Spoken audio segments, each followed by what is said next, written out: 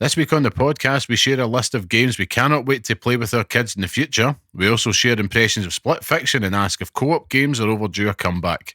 And in this week's Pixel Picks Showdown, play indeed has a limit as we name the best PlayStation 4 game. All this and more on the Pixel Parents podcast.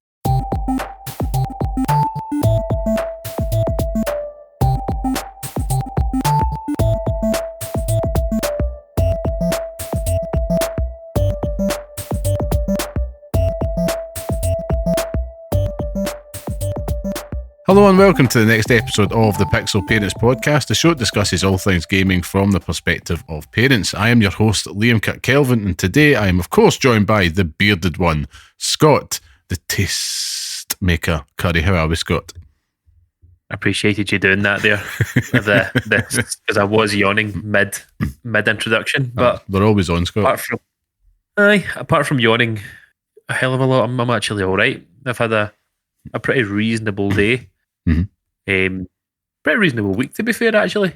The back pain is gone, so I'm now ready to fucking humph every single box in your house. Aye. And worked it well. Yes, I mean, I was kind of planning, hoping for it to linger a wee bit longer so I can be like, I can't come in. But alas, what can we do? But no, I'm all right. All right, to be honest with you, I've had a decent weekend and now we're here. So How are you? Good. Days away from aforementioned move. Can't quite believe it. I'm buzzing. I think I've got like one more day of work ahead of me, and then I can really just be like, right, time to focus on it. Showtime. Yeah, things are all coming together. It finally feels like a house that's like ready to be emptied, if you know what I mean. Like for a wee while I was thinking, still feels like we live here, and of course we still do, but I think once the kitchen gets packed up, that's when it hits home for me, because that's like the heartbeat of any house, really. It is. Sanctuary. I'm struggling a bit, like not being able to have all my pots and pans and stuff out, you know. Just, you know, being able to shout on your left all the time, like my wife. But yeah, it's definitely one of those things where it's exciting. It's exciting. I'm going to be intrigued. Obviously, the big worry for me is packing up the TV. Always has been. Always will be. Indeed. I have been scheming constantly, just how do I do this, bar wrapping it within an inch of its life of bubble wrap. I think I've got the solution there. But it's going to be interesting just like on that. I think basically we need to have everything packed like the day before instead of on the day. Yeah. And so it's like 2 days before the move, I'll pack up all the consoles and stuff. So I'm going to be really making use of this PlayStation Portal and that, you know, it's not remote play. What is it? The thing they added on it again? Cloud streaming. Gaming. Yeah. Making use of that. See if I can like just really put it to the test for a night or two. That's really what I'm looking forward to doing. But yeah, well, that all good, man. It's been a really interesting week, to say the least. And mate, aye. That's all I'm going to say. But Christ, who knows? Maybe listeners in a few weeks' time will be like, they weren't lying. But that's all we'll say. That's all we'll say. That's all we'll say. It's quite possibly, and like without going into anything about it, it's quite possibly the most ridiculous thing that has ever happened. Like, I'm not going to go any further because I don't want to start promising things that we can't deliver on. But yeah, don't want to jinx it. And all that stuff but as yeah, well. It's exciting. It's exciting stuff. It is indeed. But we are here to talk about some video games once again, Scott. Episode 51. Got a good few things to talk about. Some really cool stuff. So before we do, let's get some housekeeping out the road, shall we? So for those listening, this is the Pixel Parents podcast, a weekly podcast by parents who game. For those who do the same, where each week we discuss all things gaming whilst raising little ones. Now, if you want to be part of the podcast, come say hello and share your thoughts with us at pixelparents.bsky.social on Blue Sky, or write to us at pixelparentspodcast@gmail.com. And if you like what you hear and you want to support the show, you can leave a 5-star review and share this podcast online with your friends. That really helps us out. And of course, thank you to everybody that continues to join us each and every week. So with that out of the way, Scott, what have you been playing this week, sir? I don't think it will really come as a surprise to anyone that I've been continuing on my journey with Monster Hunter Wilds. Do tell. And that game, I mean, you know, forgive the pun here, but it has its claws in me quite quite hard, to be honest with you. It's not a game. I posted this earlier on in Blue Sky with me fighting a Rathalos, which is the monster that everyone loves in Monster Hunter. Apparently, this is like the Pikachu of Monster Hunter, but fighting this big fucking dinosaur dragon looking bastard, and it was it's so cool, like jumping on its head and literally like scudding it to within an inch of its life. It's so good, and I'm starting to understand all the upgrade paths and how to actually kind of grind for gear and helping people on their journeys and stuff like that as well. So I'm kind of getting the value of the whole community aspect of it, and it's brilliant. Like I think if you gave me this game and it was just a laundry list of monsters to hunt without the story, I think that would have served a better purpose for me, because the story, I'm finding myself grabbing my phone the minutes they start talking, it's just like, right, just pull this out, because it's all just nonsense. And like nonsense within that universe where I'm just not really that bothered. All you want to do is just get in and start smacking monsters as quickly as you possibly can. But I mean, it's excellent. I've kind of found myself varying through different biomes and stuff like that. So now you've got like a winter place, you've got a forest, you've got a big desert area. There's a big oil kind of area, which is cool as fuck as well, because you can launch bombs and they just explode like mad. But it's so good, like, and some of the different outfits and things as well. I made Sting, and I'm not, you know, of course he did. I'm not terribly pleased with how he looks. The character creator could have given me more options in terms of makeup, but it's definitely doing a job there. But some of the outfits that I've made for this character, like I've got him wearing this mad like king robe. It's like a weird red robe. And it's like, I love it. It's so stupid. I'll need to post a picture of it once this goes out. But it's just, I didn't expect to be sitting here in, you know, early March saying Monster Hunter Wilds is one of my contenders for this year. But it really will be up there, to be honest with you, because from what I've played of it, I could see myself playing this for weeks, months, maybe even the rest of the year with all the different events and stuff that I think they have planned. So I think it'll be one that I'll dip in and out of. But it's I think the proof's in the pudding in terms of how it's been performing on Steam and the numbers that they've sold so far, that, you know, Monster Hunter is so hot right now, as they say in Zoolander. So it's class. I keep on trying to tell myself, like, would Liam enjoy it, or could I push it out to people that maybe haven't played the Monster Hunter games before? And I'm kind of like, well, if you've never played a Monster Hunter game before, I think this is the game that you play, because it is very streamlined in terms of all the other Monster Hunter games. Yeah. But I also think it's a tough ask to get people into it. It's a strange one. Like, it's as easy as it ever has been, but it's also like, there's also these stumbling blocks that you have to kind of get through. But once you find your weapon and once you get your groove with it, there's nothing else like it. It's like a fighting game. Like, that's basically what it is. It's like finding your character on a fighting game and knowing everything that they do.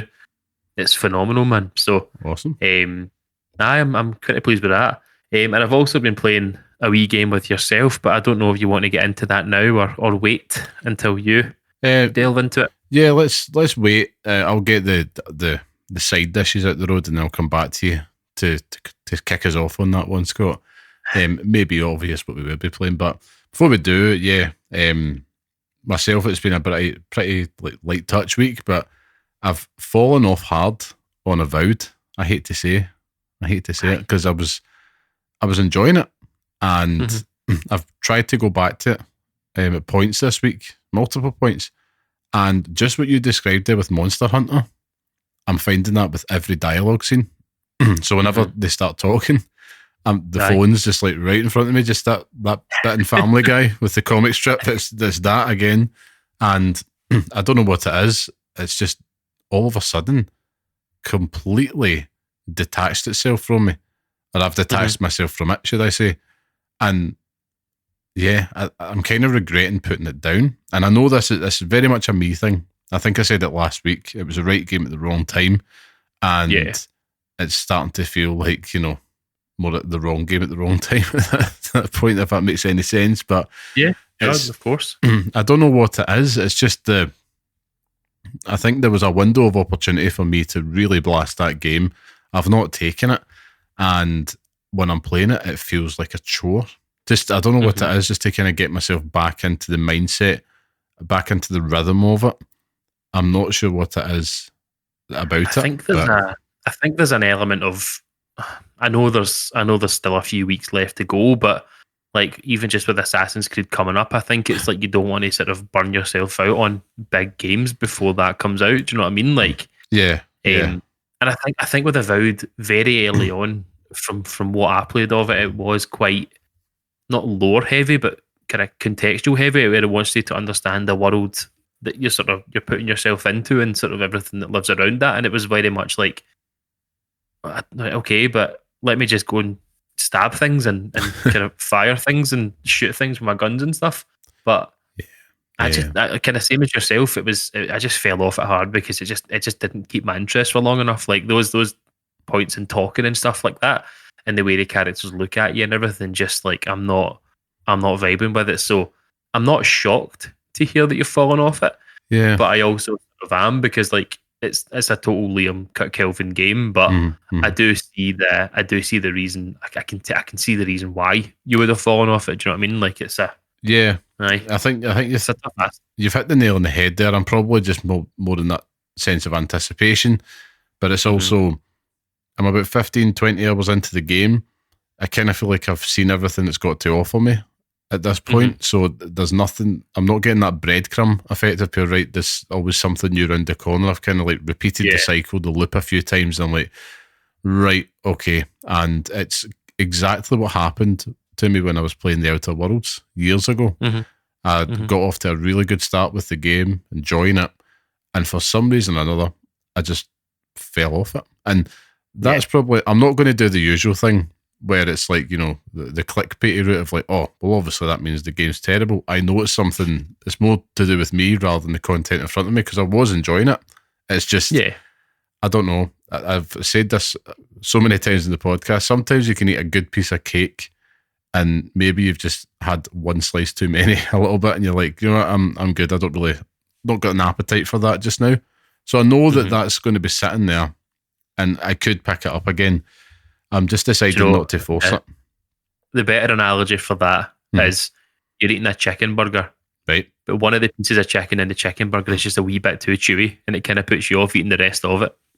Oh, we've all been there. Heartbreaking when that happens. It's like heartbreaking. Oh, so it's just, I don't want this anymore. I know. I get sometimes that way with like steak or like that. I don't have steak too often, but you get a bit of gristle and it just totally puts you off. It ruins the whole thing. Or mince. Aye. Sometimes you get the wee gristly bit of mince. You're like that. Aye. Russian roulette. Aye, but I've fallen off of it, and I've just decided at this point, like, you know what? You know, we preach all the time, like vibe gaming is a real thing. You know, you've got to play the game that fits your vibe at the time. And this just isn't it, sadly. And there's a lot going on. I know that. So probably me sitting down, taking my time and having that very slow gaming moment with a big Western RPG, it's probably just the wrong time for me. But I do say, like, I do feel sad about it because it was something I was really looking forward to in it. But I did enjoy my time with it up to that point. I mean, I think that the fact that it's on Game Pass and you manage to squeeze 15, 20 hours out of it is a decent sort of a decent return on it. So I don't think you can really complain. It's just sometimes you do just burn yourself out on these kind of games. So it's true. It's fine. True. You're no worse off for it. Apart from time, you know, these are 15, 20 hours that you'll never get back. You'll never see the end of that story. Well, that's what enrages me, Scott. I can't even deny it. It totally enrages me like that. But it was the same with the Outer Worlds. I remember that it's been a month since I put it down, quickly became 6.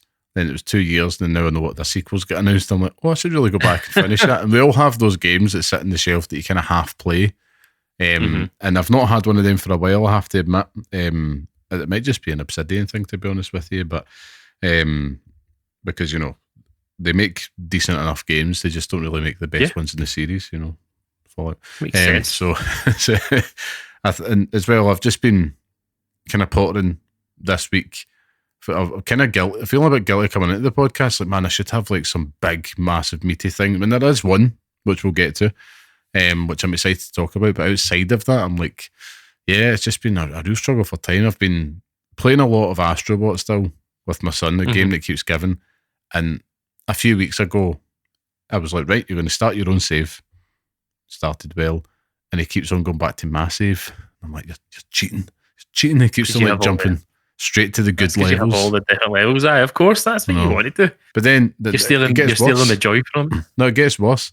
He'll try it, and because he's not learned what you need to do to beat certain enemies and all the rest of it, the rhythm, he'll get really frustrated. Like a temper tantrum I've not seen in decades at a game. He'll start like really, really getting angry. And I was cooking the dinner for them the other day. I'm knocking at Dad, I need your help. I need your help. And I'm like, okay, right, calm down. Right, it's just, I agree. Those little guys with the electrical wires for hair are annoying, but we can get past this. But I keep saying to him, I was like, you need to just stop, go back, and I'm trying to teach you a principle of playing a game. Like, don't jump straight to the boss. Learn the art of it first. Work your way up, earn it. But trying to explain that to a 4-year-old doesn't really go well, if I'm honest. But I'm trying. I'm trying. It's ridiculous, like the lessons that you have to learn with playing games, like that kind of thing. I remember my brother used to try and teach me when we used to play Tekken together, and he used to always teach me not to always just like mash buttons. So I think that's where my love for like fighting games came, because like I had to start learning about the different combos and actually learn how to play it rather than just running and tapping square and circle and X when you're playing as Eddie on Tekken 3. Yeah. So he used to get pure angry with me because I would just scud the buttons. So well, it's just amazing the kind of things that you do have to get used to when you're small. Like you do play games completely different. You do, and we were sitting over the weekend, obviously a lot of packing, but we did a lot of stuff in one day. So the other day we could take our time a bit. That's when we got Astro out, and he was feeling a bit tired, and I was like, let me show you some other games. So we started to browse PlayStation Plus, and he caught a look at Abe, and it was Abe's Exodus, the original. And I was like, okay, I love that game, let's stick it on. And immediately I was like, nah, there ain't a chance in how you can play this, mate, because it's just like, it's solid. Even I'm struggling with the very clunky controls, and he was demanding. I was like, right, okay, on you go. It was a massacre. Poor Abe, man. He was just killed time and again. But it was something, it just made me appreciate there's something about that world that Lon Lan and the team had built, and it's so weird and creepy and, odd. Like, but you can't help be utterly compelled by it. I used to love it. Just even watching, I mean, the quality of it on PlayStation Plus is horrendous because it's, it's like a 30-year-old game almost. And it was the cutscenes and stuff, the world building, the effort that went into it still has that magic. And I was like, here he is, 4 years old, completely sucked in by it. Yes, there might be some, I wouldn't say anything inappropriate, but it's like, it's got the odd like carcass. Scary though, like it is. It's quite scary. It does have an eerie. When you think about it for a 4-year-old, it's quite weird. And like to see the mouths and all that like sewn up and everything as well, it's like the eyes in this case as well. It was a wee bit odd, but there's just something funky about that whole world that's utterly still compelling even when you're watching it in 120p or whatever it was. It was so bad. And it did make me think about, should I go back to Oddworld Soulstorm, a game that was one of my hype games that year, and it just didn't quite stick the landing. They should have just kind of stuck to the source material a bit more closely, if you ask me. But but outside of that, Scott, there was one major success this week, which I'm going to hand over to you, and what game we have been plugging a lot of time into. Hand over to me, thank you. So Liam so graciously put himself out there and purchased Split Fictions for us both to play. I am taking advantage of Friend Pass, which is the greatest thing that's ever to exist. It's ridiculous why it's not Peasant industry norm, but how dare you? But it's been great fun. Like I think for you it's perfect because you can just sort of dip in and out, and it's not a massive game that we have to devote all this time to. And it feels like we've made a lot of progress, even though we played it for like 3 nights or something like that. 3 different sessions. So it's for me, like I'm playing as Mio, the introvert, because obviously that's me in a nutshell. Who is the writer and creator of all the sci-fi stuff. And I'm loving it. I didn't expect to enjoy it quite as much, kind of based on what we've seen, and I'm enjoying all the different gameplay aspects, the kind of the variety that it gives you, and all the different sort of things that you get to do and visit and places you get to visit and stuff as well is phenomenal. I'm not going to touch on a lot of the points because I don't want it to kind of spoil it for people, but there are definitely moments in there that are hilarious. Like there's been moments in it that have killed us both, like kind of killing ourselves laughing. What I would say, and it's something that I've kind of been feeling as we've been going through it, is that I have the same feeling when they start talking. Like I will watch the cutscenes, but I'm also just like, it's just pure schlocky, like 2000s movie. Do you know what I mean? Like it just feels like that. And if that's the vibe they're going for, then fair enough. You know, we've given Indiana Jones enough credit for creating terrible stealth, because that's how Indiana Jones should work. But if this is the way that the dialogue wants to kind of portray itself, and it wants to be this schlocky 2000s movie, then fair enough. But it is hilarious, good fun. Like nobody can take it away from Hazelight that they know how to make games, they know how to make co-op games, because some of the moments in this where you're transitioning from split screen to one screen, then back to split screen again, and the way that you interact with each other's games and each other's screens is outrageous. Like how it works on a technical level is ridiculous. But as I say, it's an excellent game, and I have really been loving playing it with you. Like it's been a great laugh that we can actually explore this thing together, and we can come on this podcast and talk about it, having shared the same moments. You know what I mean? It's cool. Yeah, I mean, I'm with you on that. I'm absolutely loving it so far. I think it keeps serving up, and what I will say is, I'm with you. I'm not going to get into the specifics of it, because part of the joy in this is just really just discovering it real time alongside a friend, and the both of you having that exact same reaction. Like it just adds and heightens the experience. But I will say, like, it keeps serving up these kind of micro doses of so many game genres, and it's so much fun. Like what I'm finding is, find myself just sitting there smiling and laughing, and just with utter joy at playing it. Not laughing at it, just it's the joy it's giving me. It's like laughing gas, and it's exactly what I need and what I want to play. I'm with you as well. Like the story is a bit meh, right? It's very easy to see where they're going from the offset. I think I said that to you within like the first like 20 minutes. It's like, oh right, this is supposed to be an allegory for X, and it's like, okay, not that X, but you know what I mean. And I think It Takes Two is, if you look at it as a comparison, it had just the right story setting that had a little bit more of an emotional weight to it than this. But I don't expect that to change where we're at so far. But hey ho, I think it's all very on the nose, and it's supposed to be that way. And I don't mind it. If anything, I actually think a game like this, what Hazelight are doing, I think it only makes it more accessible and simple to follow, because I'm not sitting there paying attention for the story in this. I'm chatting to you. I want it breezy and easy just to get the gist of, without really sitting absorbing it. So it's not a massive criticism for me, but we're right to point it out. If you're going in there expecting the emotional, heartstrings to be pulled the same way it did in It Takes Two, you will find yourself disappointed. But that quickly washes away with the absolute like chocolate box of gameplay that's here, and it's unbelievable the amount they've stuffed into it. And I have to say, it's so impressive just how well it works so seamlessly. Like it's a total marvel. And it seems to be working in terms of crossplay and stuff as well. Like people using it from kind of people playing it on PC, Xbox, and playing it crossplay is working just as good. So it's witchcraft. Do you know what I mean? Like I don't know what they've done, but it is just ridiculous. Like there's some games that we've played recently that can barely run on normal consoles themselves. So seeing this run like as well as it does and the way that it does is outrageous. Oh, they have no right. I mean, and I mean that in a purely complimentary sense. Like I'm not turning up and putting this game in thinking this is going to be one of the most technically impressive things, but I can't help walk away being going, wow.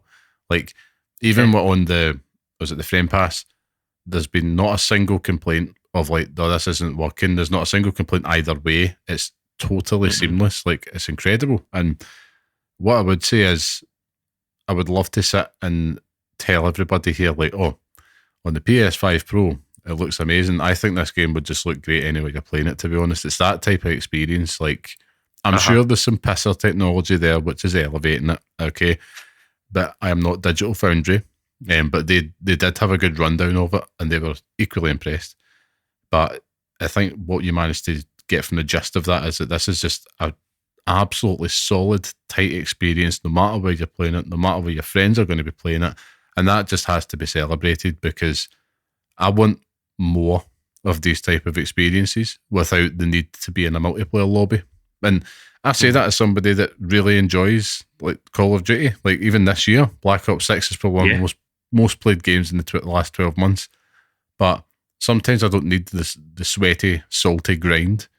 I want to experience that story. And Hazelight, they just know what they're doing. Like, they have the sauce. Like Joseph Fares, take a bow. He has the sauce, right? We're claiming that here, but it just looks like the guy, his infectious attitude towards being creative is just seeping out of this, and obviously that seeps into the team and all that creative ideas that they've got there. It feels like every 2 seconds there's just something else. It's like something new, and like it's layers upon layers. It's like you'll have one gimmick within a level that works one way, and then it just completely flips it on its head. It flips it on its head, and you use it a completely different way. It's like, what? And then you have your different moments, that the set piece and all that and stuff in it as well. It's incredible. Like, I've got no words for it. I really don't, because it is just it's brilliant. Like, I think that if you look at it as a package in terms of what we're talking about with the gameplay, its performance and stuff,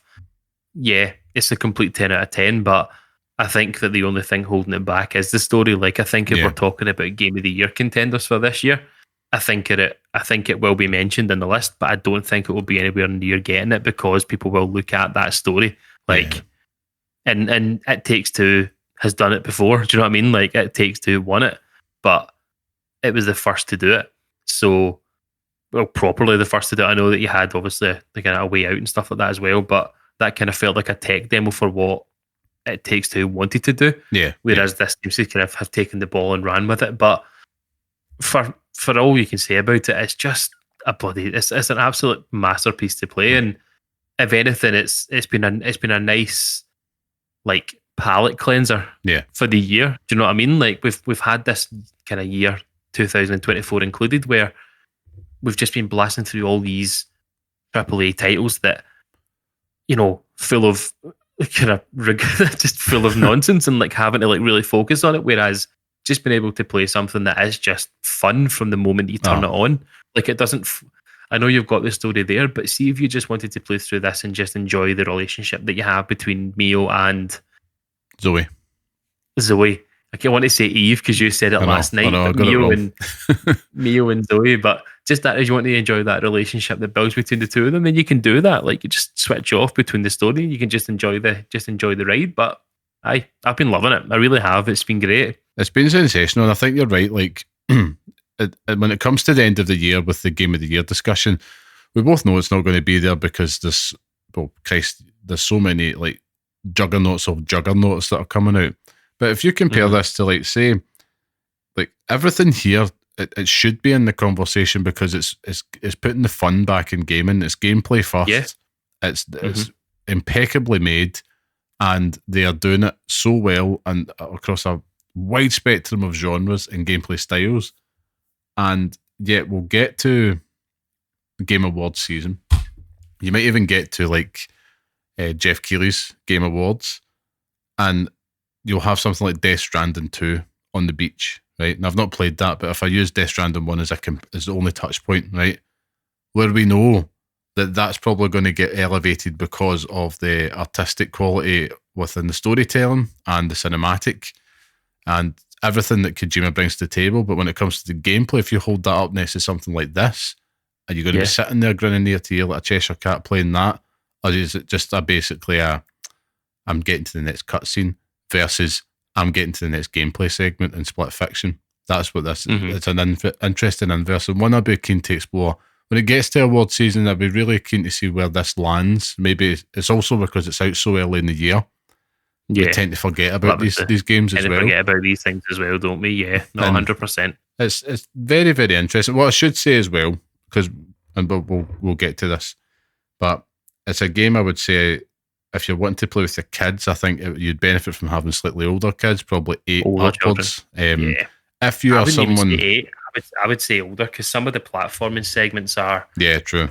They're quite tight. Like it's quite difficult. So yeah, I think if you're someone that is, on your lonesome as a gamer, you've also got pals in real life, but maybe you're the only gamer in your life and you want to play and experience this with somebody, go on Hazelight's Discord and they have got the community section just dedicated purely for players there for a player to sit and play it with. Yeah, it's just a great little kind of community node. They must have done it with It Takes Two, but I only noticed it the other day when I was kind of doing some digging around when the Friend Pass goes live, because we had managed to get the copy a day before release.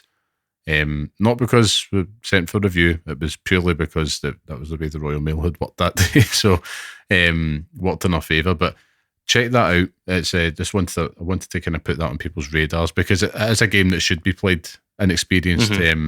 And hey, if you're someone that wants to play it and you can't find a player to, let us know. See what we can do. Maybe one of us will join you, or maybe we can help you get someone else to join in. I mean, I'm too much of a pro gamer to join anyone. So, God almighty. Well, to witness that, Scott, maybe it's to come watch us on Twitch. That's very true. The thing with it is that it's also been announced today that it's sold 1 million units in its first 48 hours. So incredible. Good on them. Good bloody on them. And again, it goes to show you, if you treat the gamers fairly and you don't milk them for every penny, will turn up. They could have easily taken Friend Pass away and then you would have to buy it, or vice versa. Like the both of us would have to buy it instead of one. It just goes to show you, man. Like, if you make a game well and you don't treat the customers like cows, they're not there to be milked. And what about the price for it? Like, it might not be something you want in particular this year, but 40 quid for that experience. I know I'm touching on similar points that I said last week, but like, I've got this issue with the price of games and how long they are. I think that if you can forgive how long a game is if it's got interesting gameplay. I think that I've thought about it, and you can forgive it if the gameplay is interesting and it does. It kind of gives you this kind of experience. So a £40 kind of outlay for Split Fiction, it's a bargain. It really is. Yeah, and we're not getting commission from Hazelight is not incoming here, but I think that it is one of those games where if you are a couple, say you live with your partner who isn't a massive gamer but shows interest in it, this could be the one that really does reel them in, because it's an excellent experience and it gives them the opportunity to explore, as you said before, millions of different genres. Like, there's loads of different genres within this one title. So yeah. It's a joy. I was saying that to my wife the other day. Like, once we finish this, I want to, just as an experiment, sit down with her and play this and see how far she can tolerate it as a non-gamer. Just play it just to see. I was explaining It Takes Two, and she was definitely a lot more interested in that because I was explaining the context of the story. But same thing. I think that really is the proof in the pudding, and there's something to be said about co-op gaming, and that's what I wanted to ask you today, Scott. Like, are we overdue a comeback for co-op gaming? Not that it's ever gone away completely. There's always been people that are very good at delivering it, or you always get something like an Overcooked that comes along. But this co-op used to be something that was almost par for the course in so many games, split screen mode, etc. Are we overdue something like that, do you think, in the modern gaming sense?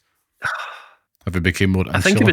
One screen. I think if it's done right, I think that the opportunity is there with things like Friend Pass and with online gaming now, is that you've lost the couch co-op experience. Like, we're never going to sit on the same couch and play a game.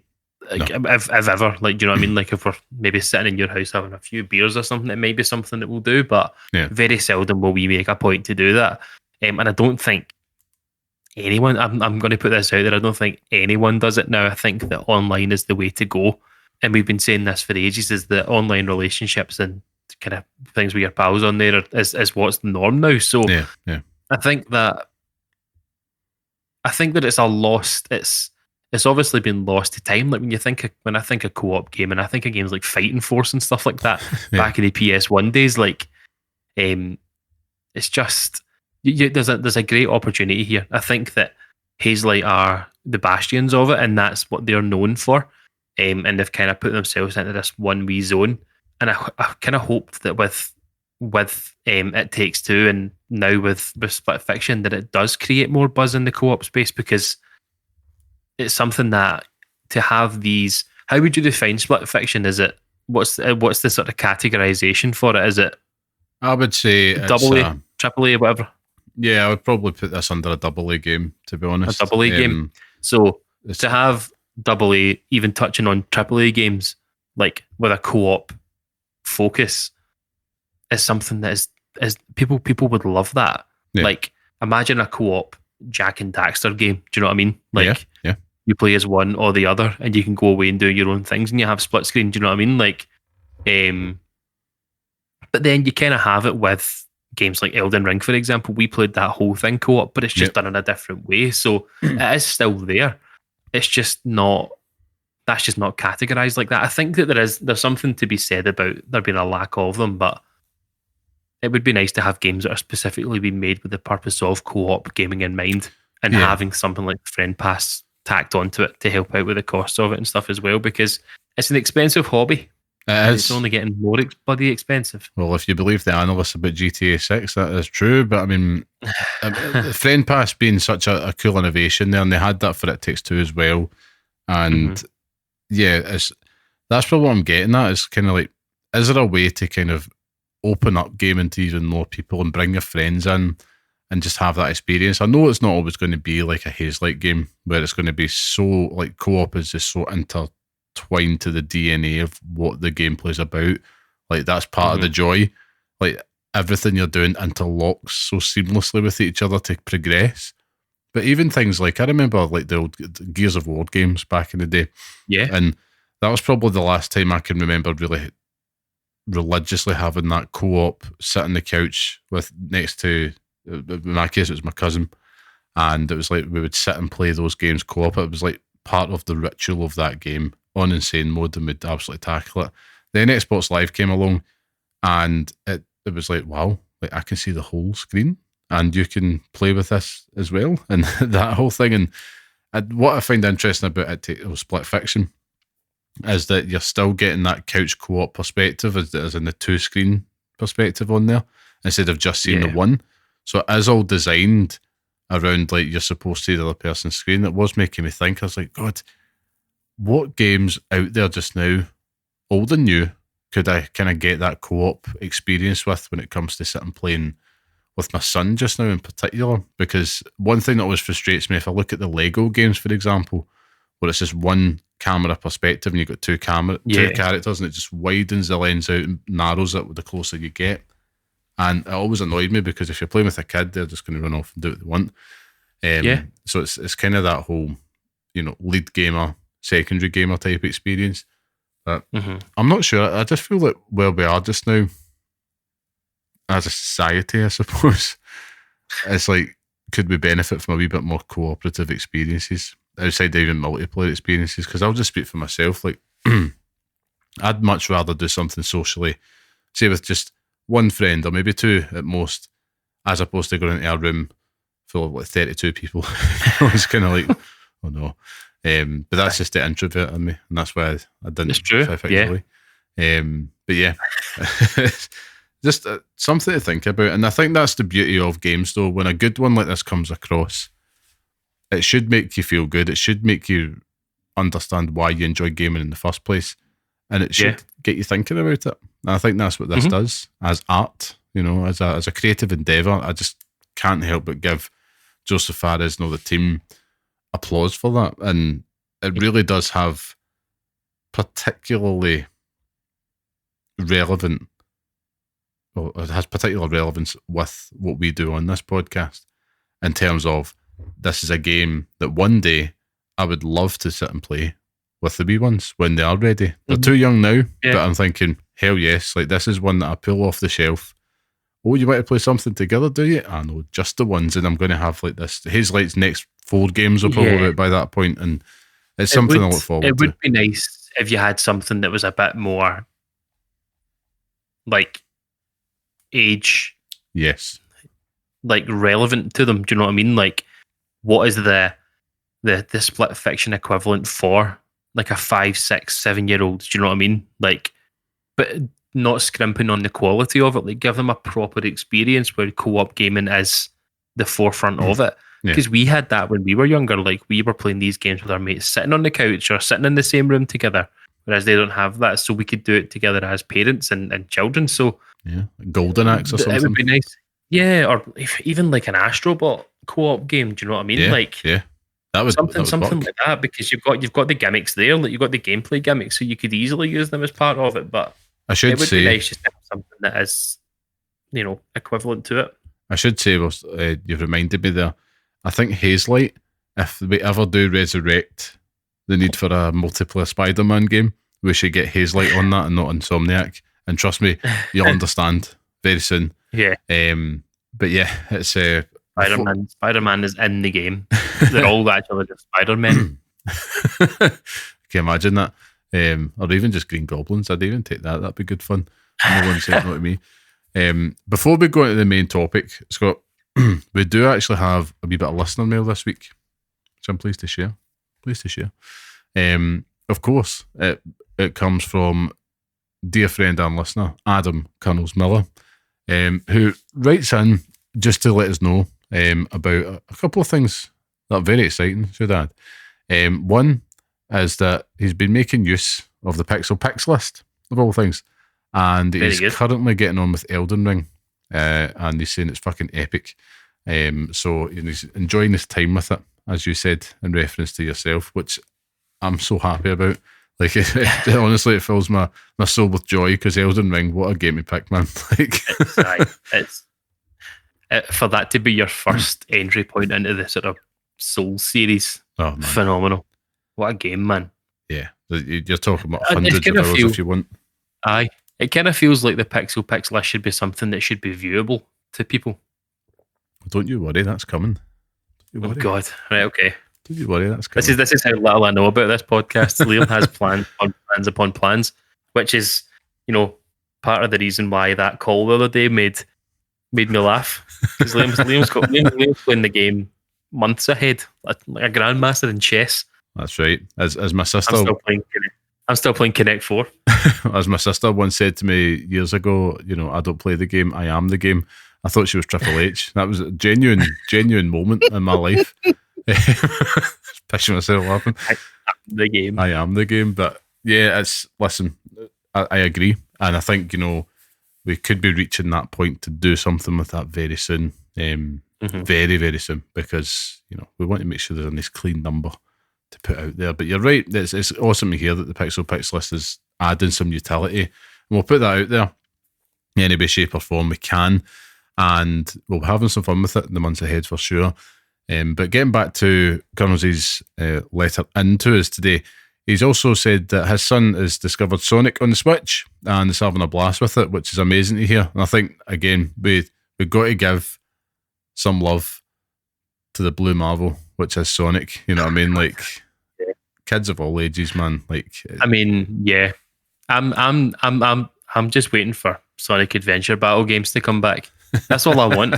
I don't want Generations. I don't want Colors. I don't want Frontiers. Just give me Sonic Adventure Battle 1 and 2 back. Give me the Child Garden. Let me hear Escape from the City all over again. And that's me. I'm happy. I'm ready to go. But it's amazing, though, the fact that there is a Sonic for everybody out there. Like you mentioned Sonic Colors there, which we're getting on PlayStation Plus this month. We've got on PlayStation Plus this month. And I'm like, oh God, here's another one in a different genre. And we had, what was that, Sonic Frontiers the other month as well, which is that kind of more of their take on, I suppose, Breath of the Wildy type thing. It's not, but it kind of is. And then you like, no matter where you are in that Sonic lineage, there's a game there for you. And I'm like, yeah.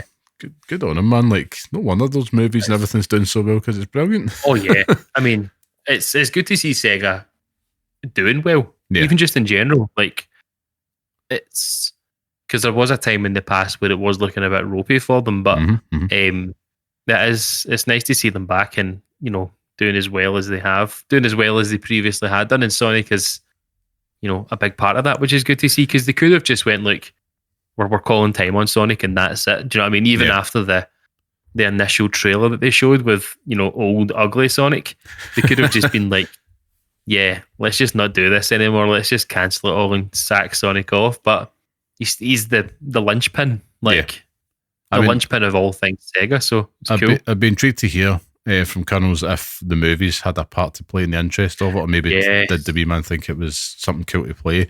I know in the case of my son, the movies have definitely helped with getting him more interested in the character of Sonic, and then putting on Sonic Mania and watch that interest completely disappear because he just couldn't really understand how it works. And I'm like, maybe it's a little bit more to Sonic the originals than what I gave him credit to.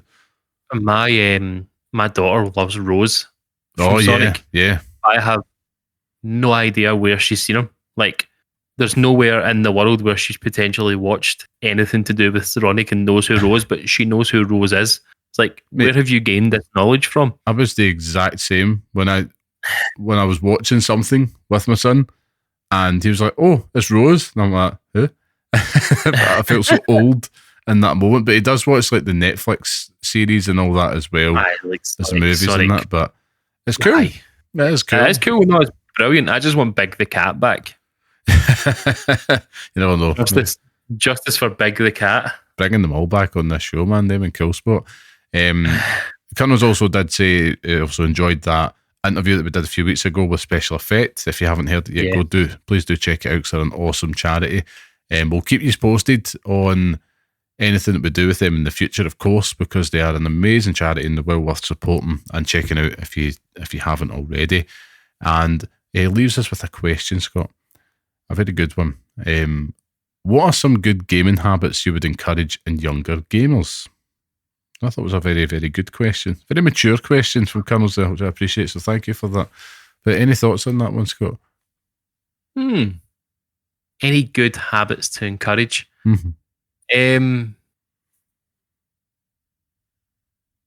Complete dead air because I'm trying to think. I've got one. Right, you go for yours and I'll think of mine. Get your creative juices brewing in the background there. For me, I'm not going to go down the obvious route of like screen time, right? Sack that. I'm going to go down the route of what I mentioned earlier, which is earn it, which is take your time and get through the levels as they are in front of you. Don't jump to the big boss, the big Bowser fight at the end, because it'll make you a better gamer, and it'll also cut down your frustration. There's two things that are going to kill any game, for any gamer at any age. I can't remember which show it was from again. It might have been King of the Hill, which is boredom or frustration. One of the two. If you get both, you're done in. You're not going to play it again. And I'm seeing that with my son. He's a younger gamer, and I'm trying to instill that. And I think it's only something that can benefit gamers, especially at the start of their, the love for this hobby, which is just take your time with it. Enjoy the experience, learn it inside out. Even if you are, I can remember it with a game when I was younger. There was actually so many of them, because when you're young, you're terrible at games. Like, I'm very rarely finishing games when I was 7, but I would probably play the starting level to death, not inside and out. Things like Crash Bandicoot, the original one. When I first got my hands on that game, I'm only playing the first few handfuls of levels to death, and then it gets to a point where it's too hard. I'm like, I'm just going to go back. That's that fundamental experience, I think, is so important to a younger gamer, which is like that sense of completion and progression and getting to the end of whatever it is, with just a starting level. Just stick with it. I think that's the best thing to do, instead of being like, oh God, they're not beating Malekith and Elden Ring, they're never going to be a gamer. It's like, maybe just kind of start them off in the opening area a little bit, Terrible example, but you know what I mean? Yeah. I think jumping off the back of that is just embrace easier difficulties with it. Don't let people dictate that you have to play games on hard mode. I know that might not be the sort of the hippest answer, but my nephew, had completed God of War with Ragnarok recently, and it was a case of he was like, I was getting absolutely battered on normal difficulty, so I chucked it down to easy, and I was like, that's exactly what you should be doing. Like, don't frustrate yourself with not being able to make your way through it. Like, you're still going to enjoy the game playing it on easy, and it's still going to have a challenge there. So really do just embrace easier difficulties. But I think that it's easy for us to sit here and be like, look, because I want to say embrace single player gaming, but because there's loads of experiences out there, and don't just chase new games, but also see if the only game you want to play is Fortnite, just play Fortnite. Like, do you know what I mean? Like, just play what you enjoy. Like, don't worry about it. If you've got a group of friends that they all want to play Rainbow Six Siege, but you've got Fortnite and you want to play that, then just play it. Like, that's the thing. Don't let people dictate what they want you to play. And just enjoy it. Like, when the old gambling adage, but when the fun stops, stop. Because see if you're finding yourself getting absolutely tilted with playing certain games, just turn it off. There's no point punching yourself in the leg, giving yourself dead legs every single time you get beat in Tekken, because I've done it enough times, and I can tell you it doesn't work out. So just know your limits with it, and don't take the piss. And I think as well, one other one that I put in that I practice all the time, mostly with my son. Like, my daughter, if it's something Nintendo, she'll happily watch along, and kind of, I suppose that's a good habit. Like, make it inclusive, make sure that people can still experience it however they can and want to. With my son, a good habit I've instilled is manipulating the living daylights out of it, which is, right, we can put on Astrobot, but first we've got to put them toys away. First we've got to clean this place up. I'm like, this is great. Free labour. I thought when you said earn it, I think, like, what are you talking about, earn it? Like, you need to go and make your own lunch or something like that before you even play it. That comes later. Yeah. Training them. No, 100%. 100%. You know, make it the treat, make it the novelty. I think that's a good thing. And it makes you feel better as well, because I know as parents, we're all very guilty of beating ourselves up from time to time. Whenever it's easy to kind of feel almost shamed or something, because every kid is different and every household is different in terms of like what you do. Some parents might not let their kids play with toys for more than half an hour. Some parents will let them play with them all day. You know, screen time's a very contentious subject that we were talking about a year ago. Just bang my leg there. And, you know, you do you. And I think do whatever works best for it and trust your own gut. I think for me, make it a treat, make it an event, and I try not to kind of make it something that they can take for granted. And one thing that I am highly conscious of, because I found myself turning into an old da the other day, Scott. It's just a good chance to talk about it. We'll talk about habits. And one thing I have noticed is when my son gets that little bit of frustration, or dare I say boredom with something, because he knows that Dad's got a big, massive library there that I can just dive into, and he's not persistent with the game. And I found myself saying, back in my day, son, we only had one game and we played it to death till Christmas, and that was, you know, and I was like, my wife was absolutely pissing herself laughing at me, but I was like, it's true. I'm like, you know, one game mindset, if you can. I'm not saying, you know, don't be stingy, but it's like, there's probably the downside of these subscription type services with PlayStation Plus, and you've got like overload of games to play. 100%. Yeah, so that's a habit. It's understanding the value of them. Like, yeah. When we obviously play Stardew Valley over here pretty much every single day here. Yeah. Like, maybe half an hour, 45 minutes, and then it's just a case of having a look at other games to see what's on there and being like, look, we can't just buy these. Like, we're not buying every single game that you want to play, because there is a value attached to them.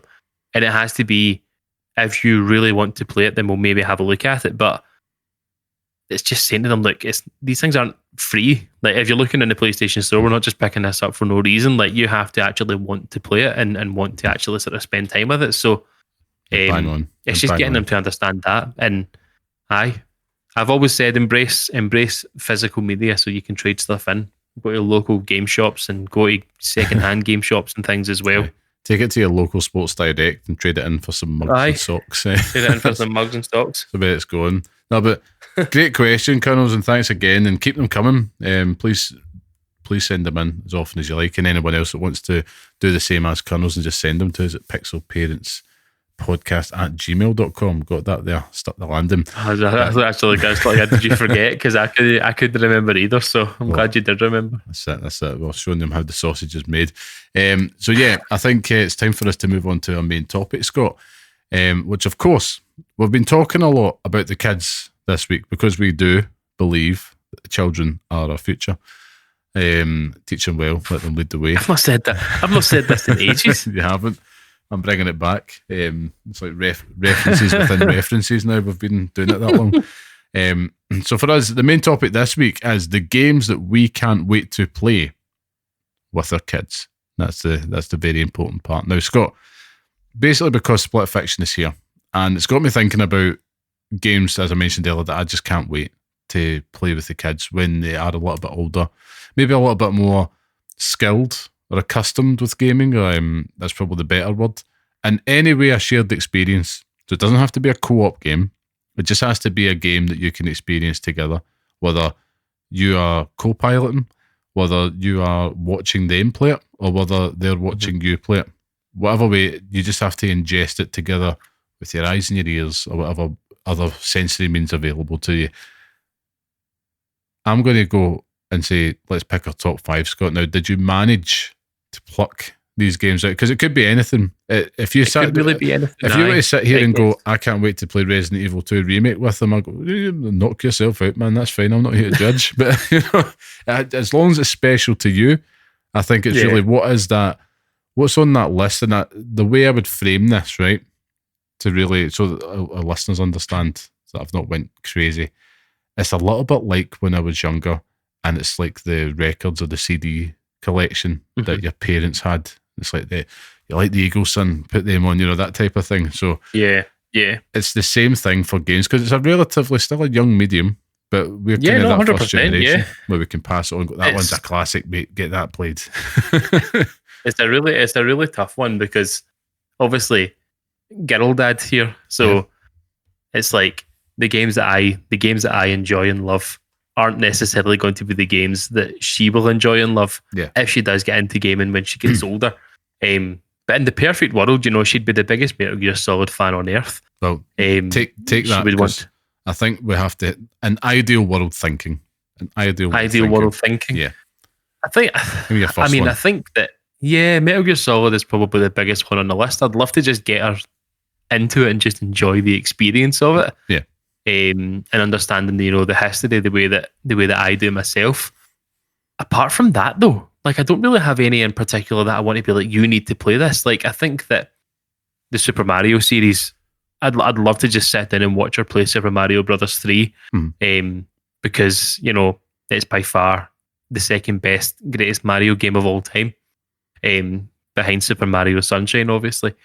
And moving swiftly on from that before you start shouting at me. What else though? Well, I'll give you Resident Evil for sure. Like just getting to enjoy the whole series. Like when she's finally old enough to play the Resident Evil series, there will probably be another Resident Evil 4 remake having been made. So we're remaking 8 at that point. Exactly. So yeah, it's a tough one. Like you're looking at the ones that in an ideal world, these are the games that I'd want her to play. But what are the games that realistically I could see her playing? Yeah, like I think that in the future she would have her own Switch. So in the next few years, she maybe gets her own Nintendo Switch for her Christmas, and we buy her a copy of Animal Crossing, or she can play Stardew Valley on that. Yeah. And in a year's time, say I decide, look, do you know what we'll do? We'll get together. I'll jump on the farm and I'll have a look at your farm. And she's done it all. She's got all of her wee things in her farm. She's decorated it perfectly. And those are the moments where you're like, yeah, this is it. Yeah. This is perfect. Like it's so cool. That would be nice to see something like that. Above all else, like that she's found the enjoyment in a game, and then we could share that together because it's a shared experience at that point, and it would be nice to do that. But yeah, I don't see it happening because she's a very girly girl. Like I know that the thing at the moment is obviously that you don't pigeonhole them into one thing. Like she can play with cars, she can play with whatever she wants to. Do you know what I mean? But she is prototypical girl energy, where like she wants to play with Barbies. Everything in our house is pink, and she's got more babies than Madonna. So it's absolutely ridiculous. So I think that these farming games and Animal Crossing is going to be the big one. I think that if there's an Animal Crossing for the Switch 2, that will be the game we probably play together after Stardew Valley, and that'll be one that she can continue on with. Like, she could maybe play it on my old Switch, and then she moves on her own journey with it and stuff as well. So things like that, I think. Good shouts. I mean, I'm the same. Like, I've got like my wee girls the same as just they like the Barbies, like all the stuff, all that, the very, very girly stuff. There was a point where she was dabbling in gaming. She likes Mario, but she's obviously she gravitates towards Peach. She loves that like very princess first mindset. Even though right now they're kind of going through a bit of a phase where the toilet humour seems to be the main lingo between the two of them. But my son is the chief instigator of that.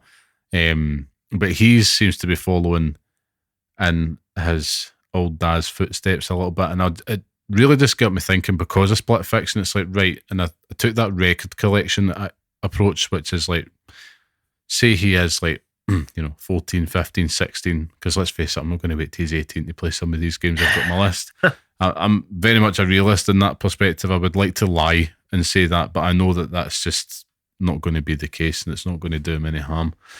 It's not like I've not got like GTA 5 or 6 on this list, but I thought about it, and I've come with notes, as you know I do, Scott, and I've got clear reasonings as to why, because I thought I really wanted to think about it. It's like, what experiences do I want him to have from a game? But what experience do I want to see him have or witness have? So I've viewed it from the point of, well, we're sitting there watching the same screen. Doesn't matter who's controlling it, we're watching the same screen. So top of my list here, I'll just give you the top 5, right? The top of my list is one that surprised me, but I thought, I think that'd be good, which is Uncharted 2 Among Thieves, right? Mm-hmm. I just wanted to kind of share that bombastic story and the action, something that you could pass a controller between quite easily, and just something to experience for the first time with them is like, here's what a linear cinematic action story looks like, and you're going to love it. It's great. Like something that you could do on a Friday night.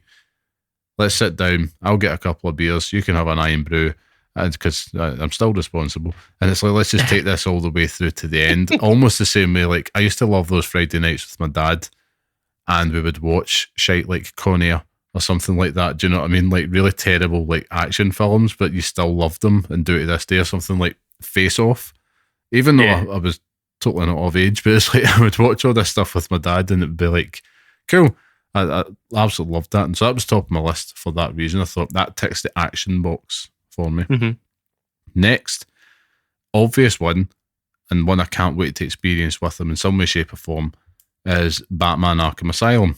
Now, naturally, be a bit older, but it's such a special game. I'd just love to be the guy in the chair for that experience. Like, as they literally become Batman on the screen and figure it all out, you could effectively just be giving them wee tips and just quite happily sit and experience that story with them again and take great joy in that. It's one that I think I would definitely pass over. It's like, you play that, son, you'll enjoy that. And the next one, I'll keep the best to last, right? But it's an obvious one. The next one is BioShock.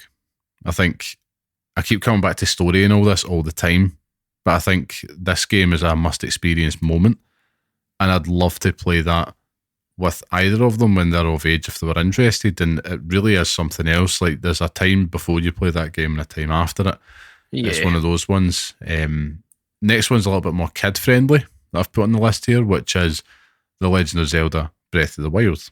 Now, I say this as low-hanging fruit because my son's already really into Zelda, and one day I know he will be ready to experience this game, and I'm going to be there, like front row seat. Even if I'm sitting there just watching him play that for 70 hours, I can't wait to just do that, because you know me, I'm weird. I like to watch games not on Twitch. I like to actually watch it in person. You actually watch people my. I'll do that all day. I'm very strange. I've always done that. Why not Ocarina of Time? Because I think the sense of adventure, controversial here, is greater than Breath of the Wild. And I'm taking the nostalgia glasses off because that was my first port of call. And I also thought there is a thing is too old. And unless it gets modernised or remade, that would change that completely. But I've taken that into account as well. You'll notice all my games don't go... Yeah, they're not venturing too far into the past century. So, yeah. Because I think it was after playing Oddworld the other day, it's like, there's just something about it. It's like, this looks like dirt. Like, that is a factor. We can't get away from that when it comes to handing it over, unless I think I see that next generation of gamers, they'll go back and play those 64-bit games the same way that our generation sought out vinyls, because it was almost like a badge of honour. Like, it sounds different. They'll be like, the game, it looks different. CRT television, man, you got to get that. And that's what will happen. I wouldn't be surprised if someday you'd see like bespoke, kind of bougie CRT televisions getting remade somehow at an extortionate price. Anyway, I digress. But I've picked Breath of the Wild just because it's a little bit more modern, a little bit more easy to reach. And I think the sense of adventure is better because you're kind of viewing the elements. And there's something about that game that's so special in that regard, because it's you overcoming those challenges that you wander into, as opposed to Ocarina of Time does have that sense of adventure and scale, but it is funneling you down a certain path, whereas Breath of the Wild really doesn't do anything like that. It's like, off you go. We don't really care. Like, it's out there, but almost a very laissez-faire attitude towards like whatever direction you take. So I think that was one. And the last one... I was going to say, I love that term, laissez-faire. Love it. I love it. See, I'm full of them. I just pop them in here and there. Little sprinklings of the odd saying that makes sense. But the last one for me is an absolute must.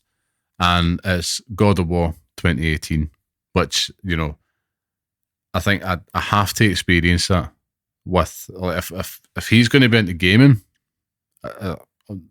not giving up hope yet on my daughter, but if he's going to be into gaming, naturally it's such a natural fit. Just the sense of like connecting through that story of Kratos and Atreus sounds just right. That moment I would dream of, like just for them to get it, and then for him to understand why I keep calling him boy. and a gruff. I mean, it's obviously more poignant at that point as well. Like, yeah, it is. Kind of like if everybody played Ragnarok with him, it would have more of a an emotional touch point. But it'd be like you're passing the torch of the controller to him, and you'd be like, let's face it, there will come a day, without getting morbid, there will come a day where something fails. We spoke about this donkeys ago. Like, my biggest worry is always arthritis, right? It runs in the family. I think after all the years of drumming, I do get the odd pain in my hands now. Not to the point where it's chronic, but I'm like, need to start worrying about that now, because as you know, I'm 90. And it's something that's like, what will that day look like when I have to pass the controller? And if like the kids aren't interested, but it's just like, oh God, that's something I need to put in the loft.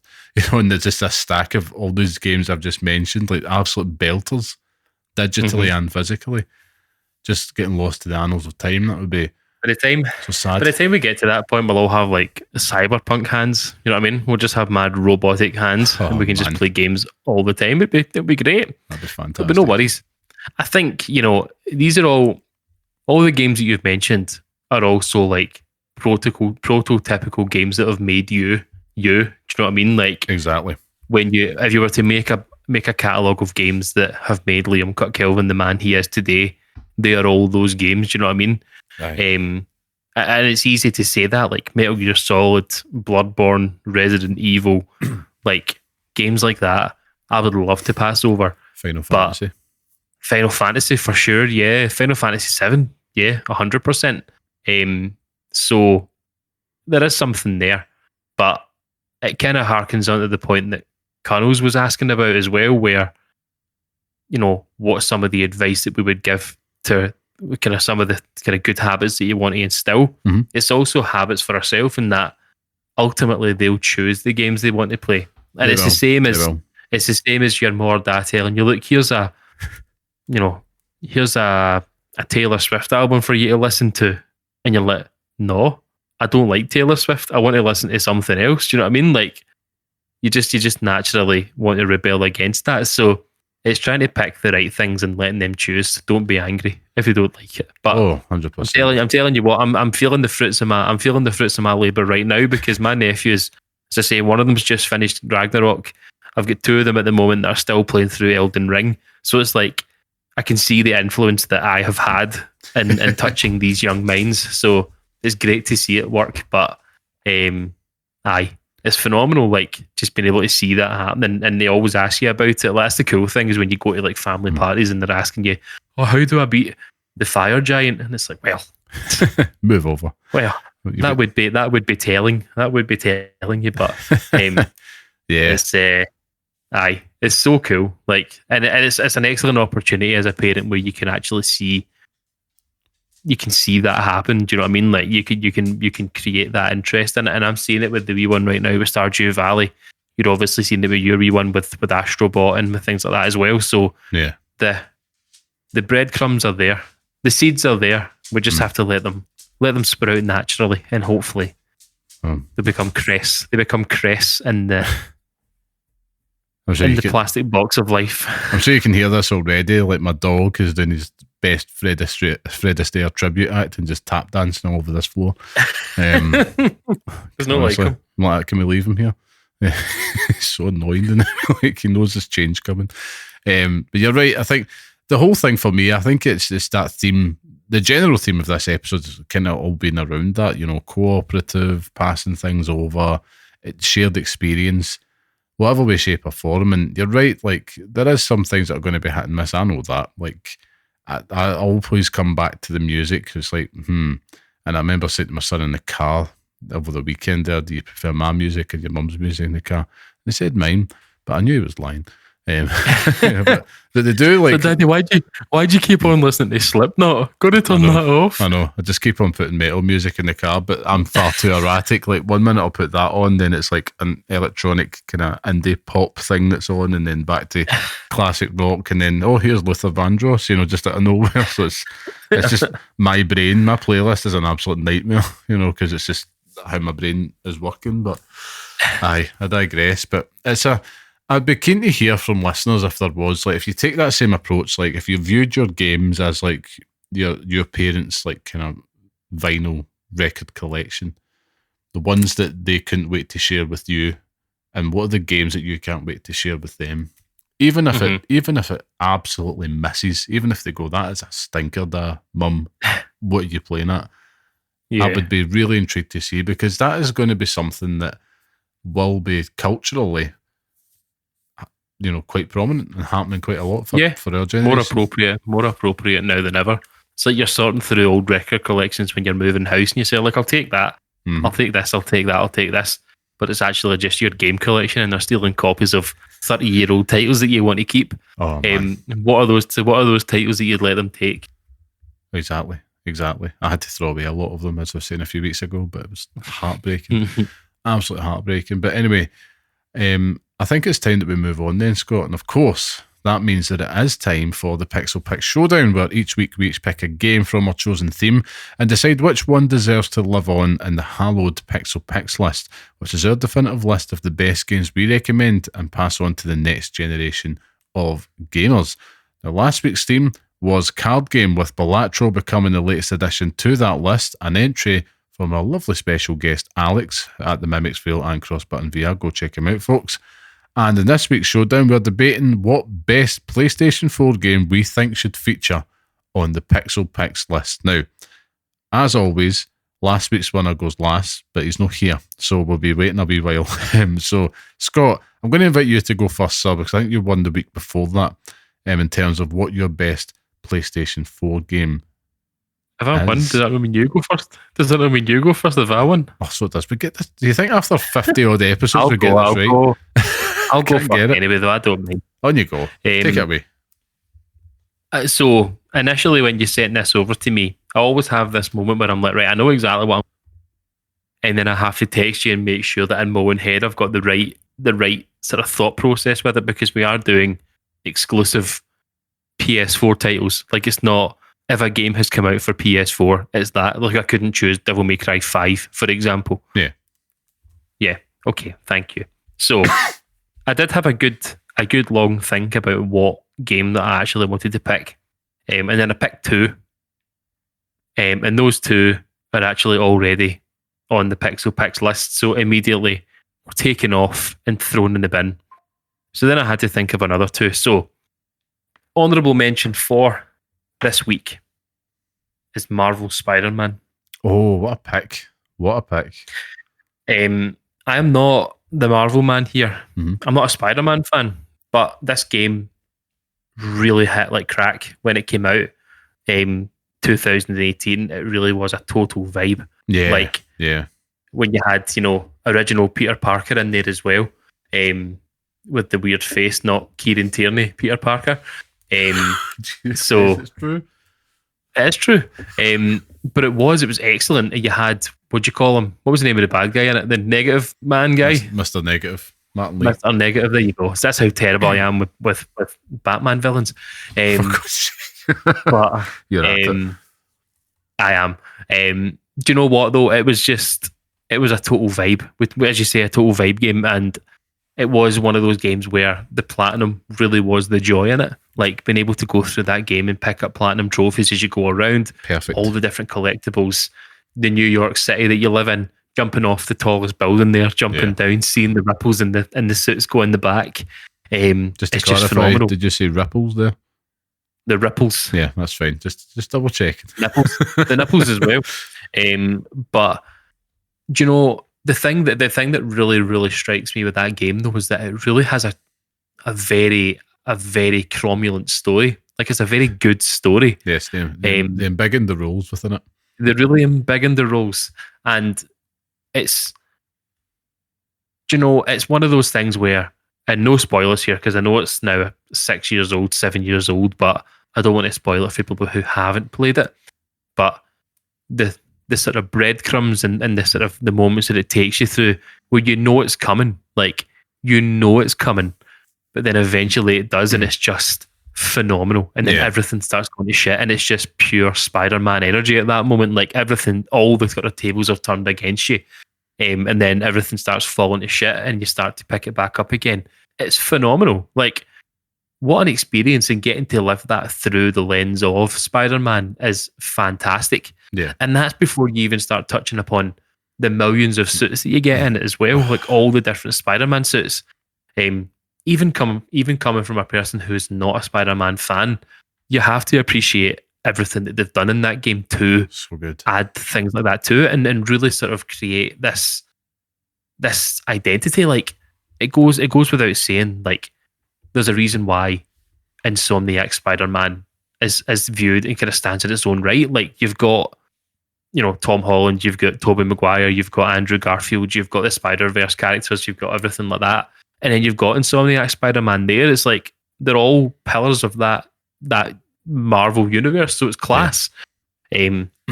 But the only reason it's not my pick this week is because it's not my favorite. It's not my favorite title that I wanted to pick. Yeah. And it's one that the game that I picked was one that I really wanted to shine a light on, because it is a game that I feel that really flexed the muscle of the PS4. It was a game that sort of came out of nowhere. Mm-hmm. And even now I find myself on a pretty much daily basis fighting the urge to go back and play it. But that game is actually Ghost of Tsushima. Excellent choice. Wee bit of a sort of different choice from me this week, but it's just that all the hype for that game. Like I can still remember seeing that initial trailer where you walk into that battle with those two guys, and it's like everything slows down. You get to see all this really, really slow motion samurai fight and stuff like that as well, and it's brilliant. And you think that that's the game, that you're just going to be going about fighting people like that, but it's not. Then you take on this ghost persona. And you're walking about, stealth parts of the game. You're taking people on. It's the massive shouts when you walk into these big camps and you fight everyone all at once. It's like everyone just starts descending on you all at once. You can play it in black and white. It's just fucking brilliant. And then Tsushima itself is gorgeous. Like I don't think my PlayStation ever ran harder and sounded more like a fucking jet trying to take off when I played this game, because it was flexing all the power that the PS4 had to offer. But it was just brilliant. Like, Yeah. I don't remember ever being at a point playing that game where like I want to put this down. Like, I just remember playing it the whole way through, being like, this is fucking excellent. It's so good. Yeah. But that's my pick for this week. I think that Ghost of Tsushima really is the PS4 game for me on this. I did flirt with like the Uncharted 4 and things like that, but I don't really think it's the game that I want on there. I did think I'd have a look at like Horizon and stuff like that as well, but I think Ghost of Tsushima is the one. I think that as a game goes, it's very impressive for what it was running on. So yeah, I mean, Ghost of Tsushima is just such a stunning game.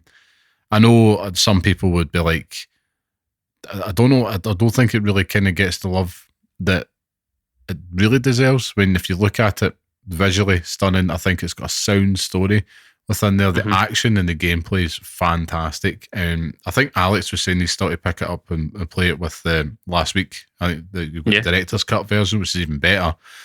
And even like the Iki Island expansion as well, fantastic. And everything about that, like, it's a living, breathing like Kurosawa film at the end of the day. Like everything about it oozing that cinematic quality which you expect. And it was such a perfect like swan song, I would always view it as, for the PlayStation 4. So I think we got Last of Us Part 2 just before it. And in the middle of the pandemic, you know, you get that, and then Ghost of Tsushima coming out at the time when the world was falling apart. Perfect excuse to when you're sitting, you know, being mandatory working from home, to sit and play that. Now, I'll move on to my two, but that's a great shout. I think Spider-Man and Ghost of Tsushima. To be honest with you, either of them you could have made your pick, to be honest. The PlayStation 4, my starting point, I was looking at it and it's like, that had such a great library in the end. It really did. Yeah, it really did. There was a kind of a real like momentum building, probably from about 2017 onwards, when it was picking up such a head of steam, and you could pick so many fantastic, like 9-10 out of 10 games here. For me, though, I wanted to, my honourable mention, I wanted to make sure that this game gets some respect on its name that it deserves. And for some reason, I just don't think that it does. But for me, it is Uncharted 4 Among Thieves. No, it's not Among Thieves, is it? I've totally forgot the name of it because I've wrote it down wrong in my notes. But it's Uncharted 4. Uncharted 4. Uncharted 4: A Thief's End. Thief's End, there we go. That's the one. It's because I had Among Thieves earlier. But yeah, it's Uncharted 4: A Thief's End. This game, for some reason, whenever I think back on Uncharted games, I always forget how great this game was. You know, when it came out early on in the PlayStation 4 life cycle, it was kind of like one of the big games that we're all anticipating in that kind of first couple of years of owning it. And you had Neil Druckmann getting appointed with the game director position of that, following the success of The Last of Us. So it was a little bit more, gritty is probably the word, but it's a long game. It has such a nuanced story in comparison to the rest of them. They introduced the character of Sam Drake within this, played by Troy Baker, who I replayed Uncharted 4 quite recently, and it still holds up in a way where I was like, damn, like this game really had it. Like it was special. The precursor to the amazing gameplay that we always rave about in The Last of Us Part 2. If it wasn't already in the list, let's face it, that would probably be my pick. But it's there. Like the seeds have been planted in Uncharted 4 that Naughty Dog are starting already at this point to expand, and it keeps things moving at a pace where you're not just sitting behind cover. The enemies are just a tad smarter in this, where they're encouraging you to make use and mantle around the environments to win each combat encounter. Puzzles and exploration were fantastic, and graphics wise, you know, they started to really flex their muscle, and it made use of the power of the PlayStation 4 because they had those little open world sections. And then when you take all of these things together and chuck in those incredible set pieces that you get in there, it's a total package game for me. Like, that tale of Nathan Drake getting pulled back into his adventurer life, you know, it's thrilling, it's sad, but it feels real. You know, it's utterly believable. That moment with him and Elena on the couch at the start of it, and you can see that he's not happy. He's not fulfilled in life. And I won't spoil what happens at the end, but you feel really satisfied by the end of that story. At least I did anyway. And I think I just wanted to give it the respect that it's due this week. It deserves 100% deserves its flowers. Again, I toyed with putting on my honourable mentions because it's a total. As you say, it's the total package. It's the perfect sort of bow on the present for the Uncharted series. I think like if that was the way that it was supposed to end, everyone would be happy. That's the way it ended in terms of sort of Nathan Drake and stuff as well. And you go to Scotland in it as well. So you do go to Scotland actually. A bonus points. What can you say? I mean, I was so satisfied with that ending, and this is again purely subjective. I was so satisfied with it that whenever I hear rumours of it coming back, I'm like, no, just leave it be. Just leave it be just now. Like we don't need more of it. Happy with where it's at. I don't think every game franchise needs to keep on going. To be frank, and Uncharted is a really good example of it. If you tell the story, I think what they've done though with like the spin-offs, because you had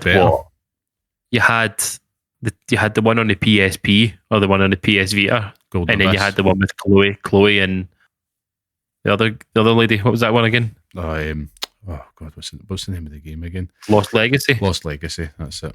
So you had those. You had that as well. So you could go down the route of just creating more stories in that world and using other characters and not Nate, but you would lose some of the joy that Nate brings. And Uncharted seems, it's like having a Batman movie without Batman in it. It's like it wouldn't feel right not having Nathan Drake in it. So yeah. I mean, did you ever finish Lost Legacy? You did, didn't you? I think I did, yeah. Yeah, because it's one I remember they re-released it with Uncharted 4 a couple of years ago. Yeah, and well worth picking up on PlayStation 5. Yeah, it's a romp. It is a romp, and that's the thing. Lost Legacy is one of those perfect weekend games. I wouldn't say Uncharted 4 is because it's like 18 to 20 hours, but Lost Legacy is just one of those. It reminds me of a game that you would just get home from school Friday night, just play the full weekend. By the end of it, be so happy. That type of vibe, total popcorn gaming. It's well worth it. Play either of them. All of these games we're talking about in this section, particular this week, play them all. Yeah. But I'll move on to my pick this week, and it is the most obvious pick in the history of Pixel Picks ever. Which, of course, it had to be God of War. It just had to be. Like, it obviously is. Surely to God. Like, I don't even know if I need to explain this at this point. Like I couldn't put down any other for my pick. And I checked the list. I was just checking it right now because I'm actually shocked that it's not on it. Exactly. I think that's the only reason why I maybe didn't pick it, because it's not on the list. But always check. I don't have any arguments against it because it is a fucking masterpiece. Like it is. I think there's few games that you think about one console. It's like when you think of the PlayStation 1, you've got maybe a handful of games that you imagine that are sort of linked with it. And PlayStation 2, PlayStation 3, sure, but with the PlayStation 4, you've maybe got 5 or 6 games that you just think are just the lifeblood of that whole system. Yeah. And God of War 2018 is maybe number 1, 2 push. Do you know what I mean? Like, it is a fucking phenomenon how good this game is. Yeah. I could not have imagined playing it on a base PS4 though, because good grief, that thing is taken off and you're away. Like, you might as well just say goodbye to your friends and family because that console is exploding. But I remember getting the PlayStation 4 Pro for that. Yeah. By nefarious means, getting a PlayStation 4 Pro and playing it on that. And even then, it wasn't silent, but it was quiet enough. Quiet tale. What a game, man! Like, even now thinking about it, it's like I could easily go back and play that like tomorrow and just batter my way through it because it's phenomenal. It's generational for me. Like there's very few games that, even when you think about, like you said, if you think about PlayStation 4 at that time, it's God of War that jumps to my mind first, and not Uncharted 4, like which it would have been 2 years prior. Even like when they say like something like PlayStation 3, you're thinking about Metal Gear Solid 4, or even like the Uncharted 2, for example. This Xbox 360, Gears of War. There's things that just kind of jump into your head. God of War is that game. Like if you haven't played it, you owe it to yourself. And then go play Ragnarok. I know that there's people out there that didn't enjoy it. Ragnarok's a fucking masterpiece as well. Like it had no right being as good as what it was, but that one ran because this one worked. And God of War 2018, everything about it, like even it gave Sony that little extra diamond in the catalogue for that generation that really catapulted them. Like that was the one, like if any competition, and it's not console wars, but that was the one that pushed them through the stratosphere, because it was like, Jesus, you had like God of War, Uncharted 4, Final Fantasy 7 Remake as well within that generation, exclusive to the PlayStation 4. I think it still is at the time of talking. Or maybe it's not, it's on PC now, isn't it? It's on PC. That doesn't count. But so are half of these games now. Even God of War's on it, is it not? God of War, like it's so special, but I mean, it has to be God of War for me. It's just quintessentially at the top of the pyramid when it comes to PlayStation 4 games for me. Yeah, I think the fact that we're talking about a God of War game that took you away from the standard God of War experience, like no longer a mad button mash nonsense. It's you have to be more considerate about the kind of the battles that you're taking. You have to use the Leviathan axe and stuff as well. Like the change to that, the way that the combat works with that, the fact that the puzzles that you take place, the kind of the puzzles that you actually complete in that game take advantage of the actual axe itself. Yeah. It's like it takes everything that you know about the God of War series and flips it on its head, and then you factor in the story, the characters and stuff like that as well. Like even before you start Atreus, like you probably don't really like Atreus when you start, but good grief. Yeah. But by the time you end that game, you're in love. Mimir. Like yes. Come on now. Freya. What's the name of is it Baldur? Baldur, yeah. Baldur, aye. Baldur, it's like Baldur. It's just ridiculous. It gets you so invested in the Norse mythology, the way that they've woven that so well to tell their story in that pantheon of gods. It's so impressive. So impressive. It's ridiculous. And it is like if there's a list of games to play before you die, this would be one of them easily. 100%. And the thing is, you don't even have to have played the old God of War games to get it. There's maybe one moment where you know it makes more sense, but it does build you up to that point, and it kind of gets you to a point where you understand the meaning behind it and the impact of it. But what a fucking game! What a game! Unbelievable, man. And well, then I suppose that settles it. It's a nice, easy one, I suppose. Congratulations to God of War. You are the next addition on the Pixel Picks list as our best PlayStation 4 game. Now, let me just double check something before I move on. Is that, it's got entry number 49, Scott, which means next week it's number 50. Who could have thought? And we'll be recording. How does that work? How have we got 49 if it's 51st episode? I have no idea. I do not do the math, but the math does me. So I've managed to write it all down here. Yep, that's just how it's worked. We must have had a few episodes without it. I know. Yeah. Someone could explain it to me. Maybe I've jumped through time and space. I actually don't know how that's worked, but that is actually how it's worked out. So, we must have had a couple of episodes. There will have been. Where we've not done it. Either that or we've absolutely ballsed up the episode count. So I'm going to go through Spotify after this and just make sure that everything's in the right order. Maybe this isn't episode 50. Who knows? Where even are we in life? But yeah, before we wrap things up though, a PSA for everybody. As of course there is a brand new Death Stranding 2 on the Beats trailer out there, which I think you should go check out on YouTube. Give yourself a spare 10 minutes, however long it is. Watch it, and it's coming this June, Scott. Coming this June. Something that we probably picked up at the start of the show, but I just wanted to put that out there. It will be coming next June, and I tell you something else, it will be as well.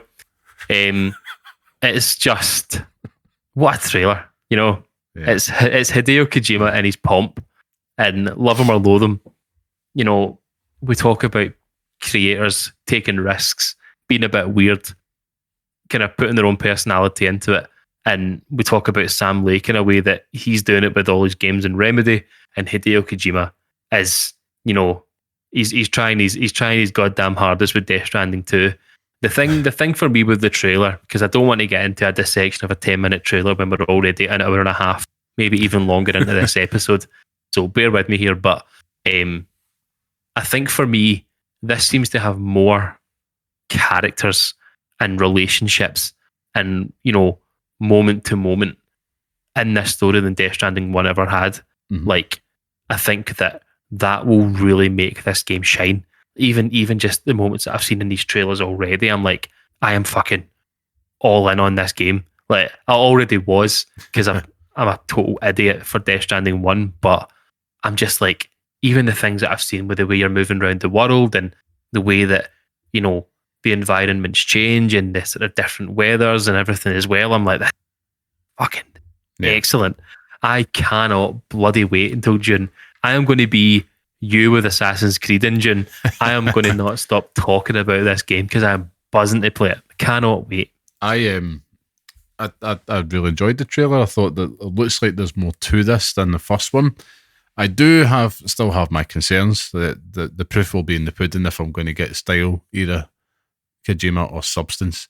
And that's the difference between him and the Sam Lake for me, is that it's one thing to be creative and pop all these ideas out your head. It's another thing to stitch them together in a coherent way and not hide under the guise of artistry. Because don't forget, it's a very subjective thing, so it's just my thoughts on it. It's like if you go into a modern art museum, there's a blank canvas, somebody's buying it for $100,000, and I'm saying, what the hell is that? So that's what I'm kind of looking for here, and I say that in a way to kind of push the critique around Hideo Kojima, because if we're being brutally honest, he got away with a lot on Death Stranding, but he had a lot of credit in the bank, but now it's been used up, man. So it's either he's going to put more stuff in that bank or that he's gone overdrawn. We shall see. But what I will say is, no, that trailer was like, it had a swagger about it. It didn't make a lot of sense, despite saying that, but it just looks like there is more in this game. That I think they've taken the critiques on board of what made the first one so polarizing, and I hope that they're going to deliver a more coherent experience at the same time as giving you that weird kind of nonsensical sci-fi-ness that you can only get from a Hideo Kojima project. So I'm really looking forward to it, and plus it looks so good you might weep, and it looks like they might be the first juggernaut game we're getting on the PS5 Pro that we're desperately wanting. Honestly, I tell you this, I think it's Die Hard Man or whatever his name is. Yeah. And Death Stranding 1, that scene at the end where it's is it Tommy Errol Jenkins or something like that? It is indeed. Correct me if I'm wrong, guy. The monologue that he does at the end of that game is just it's well worth watching, because if you watch that and don't think that is him literally doing that on screen, and it is the game, do you know what I mean? It's gameplay, but it is outrageous how good it looks. Like, even every single wrinkle in his face is animated. Oh, it's stunning. It's absolutely disgusting stunning. how good it looks. But I'm just into it, man. Like, I'm a big believer in Hideo Kojima. I've always have been. So I'll forgive some of the flaws that the game might have, because Death Stranding 1 wasn't the most exciting of games, but you create that excitement in yourself, and the different things that you see in the world and stuff are really what make it. And this is coming from a person that has like 200, 300 hours in those bloody games. So, I'm more I do believe him. I'm a believer in him in a different way. I want him to be better.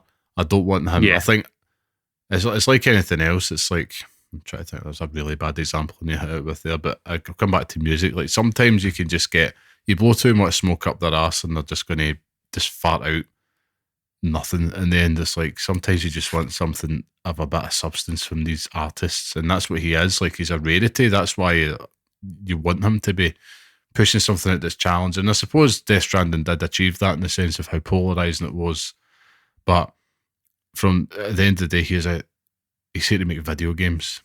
He's not here to make movies, and he's also not here. I mean, somebody needs to tell him that. I know. It's the whole thing. Like, I'm editing the trailer. It's like, cool, mate. I would rather you put the tweet out saying I'm working on the gameplay. That's basically it. It's like, don't draw your focus. Like, you can believe your own hype. And it happens to the best of them, and he is the best of them. So I'm just worried about that, because a video game industry with a weaker Hideo Kojima is a weaker video game industry. So that's basically it. 100%. Yeah, I know what you mean. But it's well worth watching the trailer. I'm not downbeat on that game. I'm excited for it. It was a fantastic trailer, and I think the biggest compliment I can give it is that, yes, it's like over 10 minutes long. Doesn't feel like it. Like, you get to the end of that trailer, it's like that's only been on for 2 minutes. It's captivating.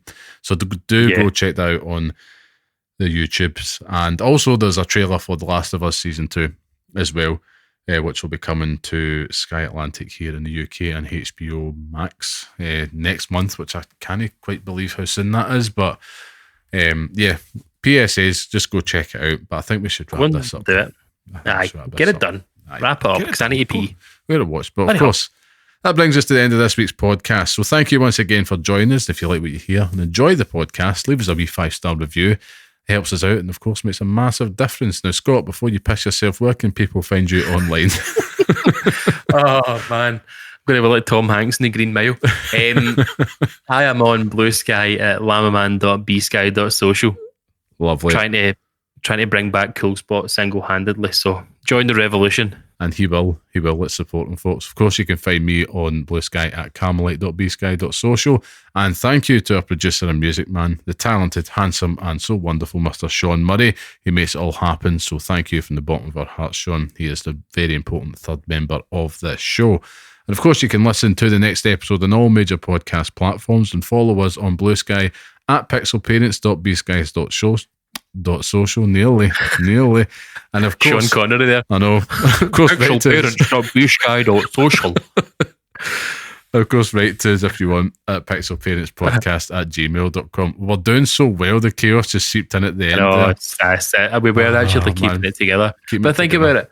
That's at least 50 odd hours worth of episodes that you could go back and listen to as well. They're all there. Exactly. Do you know what I mean? We think 50 anyway. I need to go check that. But there's at least 49 then. Yeah. 49 episodes. So, I mean, I wonder how this is. Ridiculous. Oh, well, we'll find out anyway. But of course, until next time, stay safe, stay sane, and thank you for listening. Justice for Big the Cat.